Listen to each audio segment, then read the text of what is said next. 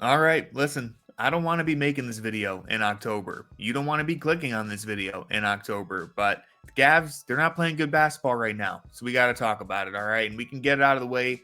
We all understand October basketball in the NBA, it's not important. We all get that. But the Cavs have kind of put us in a position where we have no choice but to talk about what's going wrong, all right?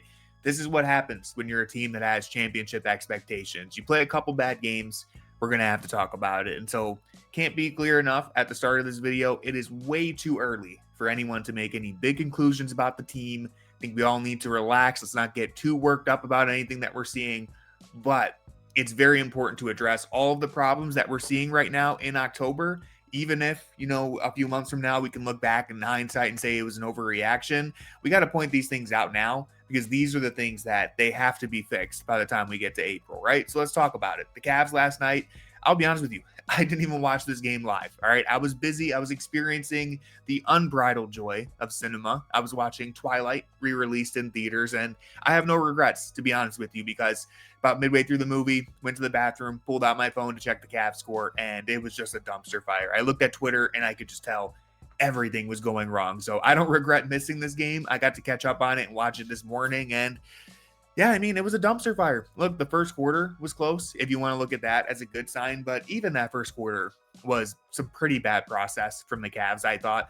The offense was basically just jacking up three-pointers. Nothing really looked good. They weren't playing any defense on the other end. They gave up 40 points in the first quarter to a Celtics team that does not have that much offensive firepower. And so the signs of this being a long night were there from the start, and it just got progressively worse as the game went on. So I thought I would use the Celtics game as an example to just run down a list of all the things that seemingly have been going wrong for the Cavs to start the year. And then we can talk about some broader trends about the team from there. So the first thing that is standing out to me across these first few games and against Boston is we got to keep it real, man. This is not the same Cavs team as last year. It's just not. More than half of the Cavs' current rotation is full of guys who either weren't on the team last year or didn't play actual minutes last season. Jalen Tyson, Lonzo Ball, Larry Nance Jr., Tyrese Proctor, Greg Porter Jr., all of those guys either weren't on the team last year or didn't play meaningful minutes. So that's the number one biggest reason why,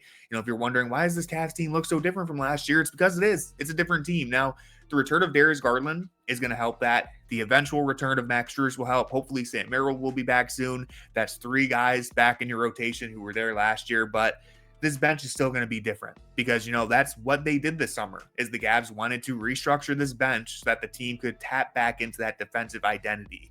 And the problem right now is your offense stinks because of those changes in large part. And your defense might actually be worse than it was last year. It might even be worse. And so that's not good, right? Because this offense right now, the Cavs don't have the personnel to play the style of basketball they played last year. They can't do the run and gun Warriors-ass three-point shooting style that they did a year ago because the ball just doesn't move like it did last year. You don't have the connective playmaking and the advantage creation that you used to have. Jalen Tyson and DeAndre Hunter are not going to move the ball like Karis LeVert did, or even like Max Strus could when he returns. Those guys are helpful in their own ways, Tyson and Hunter, but they're not playmakers. Lonzo Ball, who's a great playmaker, isn't enough of a scoring threat to match or replace what Ty Jerome brought to the team so far. As an Okoro replacement, I've said this plenty of times, but as an Okoro replacement, Lonzo has been fine. But the Cavs right now have a giant void in terms of scoring and advantage creation that Lonzo Ball is just not recovering for them at the moment. The defense from all the guys that I just mentioned also hasn't been good enough to make up for the lack of offense that we're seeing. And so last season, you could play this style where the ball is zipping around and you're launching three-pointers and you're just blitzing teams offensively. And that's because you have a Darius Garland, Sam Merrill, Max Strus, Ty Jerome, even Karis LeVert and George Niang at the start of last season.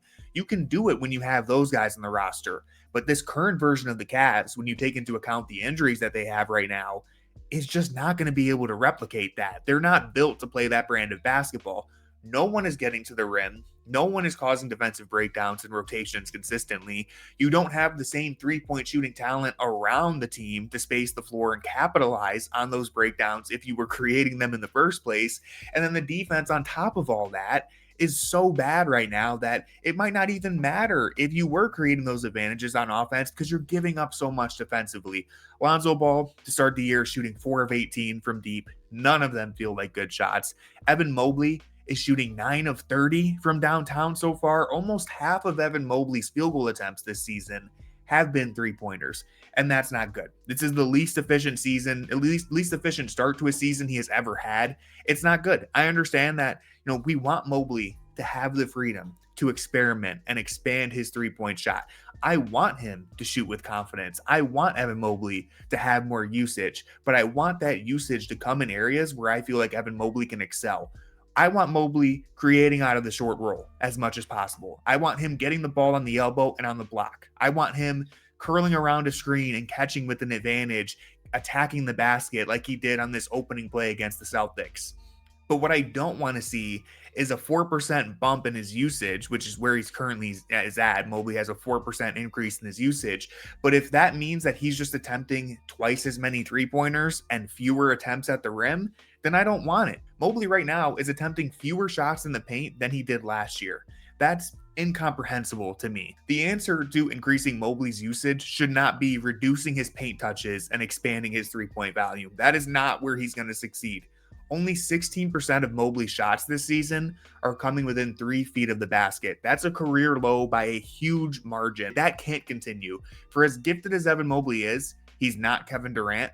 I do want him to shoot three-pointers. I want him to shoot with confidence, but I need him in the paint for the majority of his points. The majority of his touches need to come in the paint. And to be fair, this is all part of the process that we've been talking about all summer long. This is why you give him the room for trial and error. You give him room so that he can experiment and learn from this and figure out a healthier balance.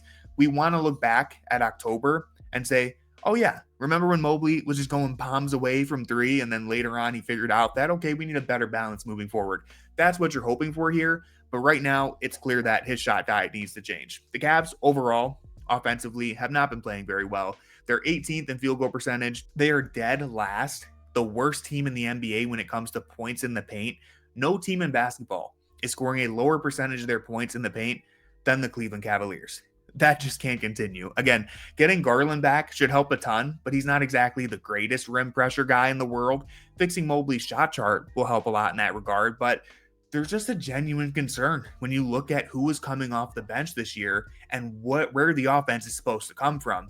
I said it at the time, and might as well get it out of the way. I know the dude isn't healthy right now to start the season, but losing Ty Jerome is just going to be a mark on this team all year long. And that would have been true even if they had signed, like if they had re-signed Ty Jerome and he got hurt again, or he just regressed and played horrible, then that would have hurt the Cavs too, right? Not having Ty Jerome one way or the other, whether he left in free agency or just wasn't the same player this year, not having a guy who could come off the bench, score in bunches, take a huge load off of Garland and Mitchell, all through his own self-creation, not having that was always going to hurt, right? So I feel pretty comfortable with that take. I don't think I'm overreacting to losing one player. It's more so the role that he played, not having that this year, whether you could have replaced it with someone else or just re-signed Ty Jerome, not having that was going to hurt, right? And so they don't have that anymore. And so there is a big question as to where that offense is going to come from, and that concerns me.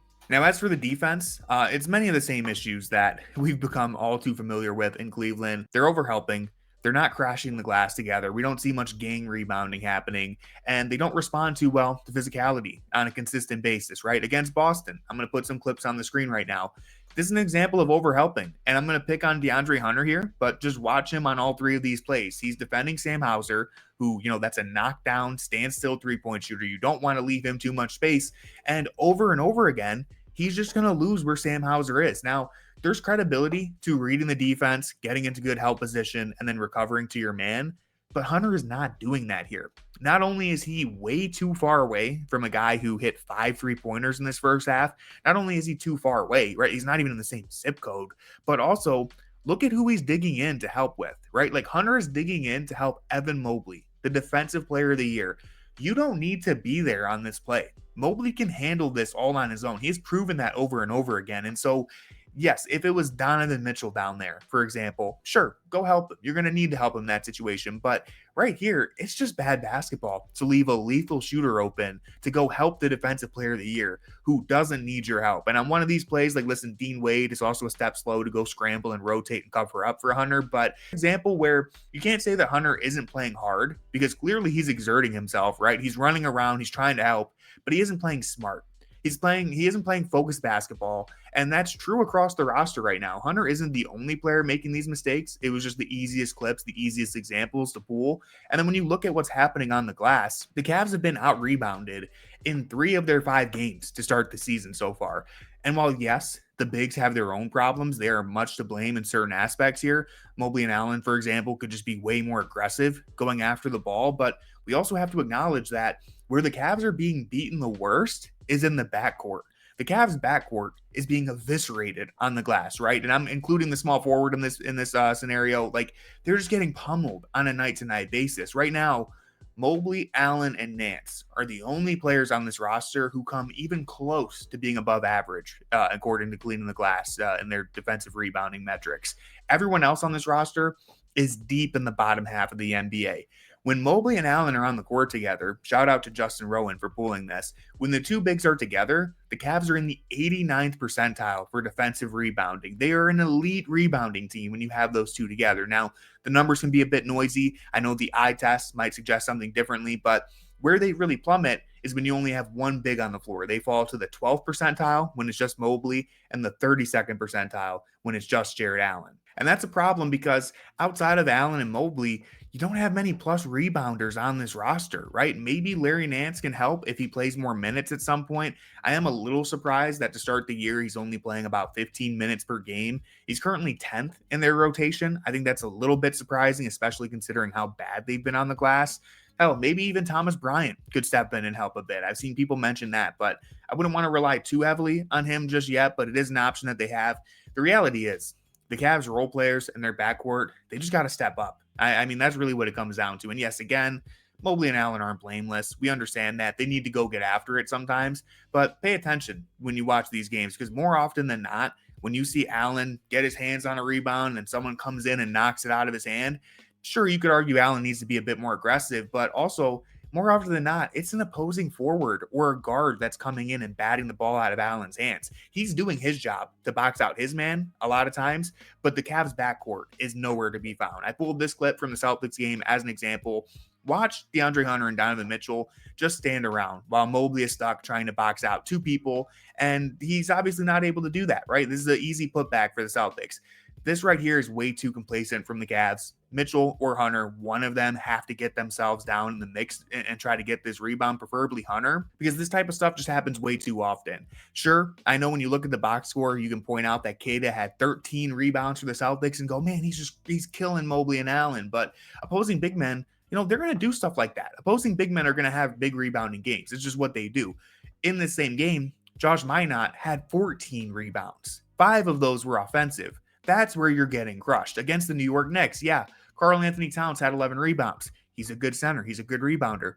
OG Anunoby had 14 rebounds. This is a recurring trend for the Cavs. It's not just that the bigs aren't always winning the rebounding battle, but it's that everywhere else on the roster is just getting crushed, and that's where there's no excuse for that. There's no way to recover from that. And to be clear again, the bigs aren't blameless. I'll include a clip from the Celtics game right here where watch Jarrett Allen and Evan Mobley. If Allen boxes out with authority here, like really gets into Queta, bumps him out of the way and clears some space, then Mobley is able to grab this rebound without much of a problem. But because Allen doesn't really assert himself and it's a little crowded down there, Mobley also doesn't grab this rebound strong. It's just too easy for someone to come in and knock it out of his hands. And this is an issue that isn't going away, right? Like, I don't know how you fix the rebounding issues with the Cavs because it has been a trend for years now. And what's so strange about it is that I have seen the Cavs win big games on the glass. I have seen them respond to physicality and win matchups that you would think they would get crushed in. But then I've also seen them disappear in situations where it's hard to really point your finger at like what exactly is going wrong. They just beat a physical Pistons team and then they get crushed by the Celtics squad. I've seen them. They out-rebounded the Miami Heat and the Indiana Pacers in the playoffs last year. They kept it close on the glass against Orlando in 2024.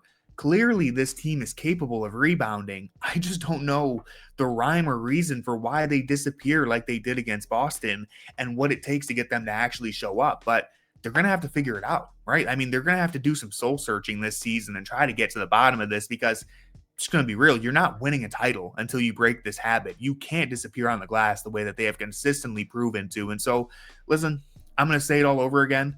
It's only October, and this team is currently injured. They're beat up. I'm confident that they are going to turn it around at some point and look like a really dominant regular season team. But there are issues that have been popping up for years now that continue to pop up. And so while I'm not super, super worried about them, I still think this team is capable of competing for a championship.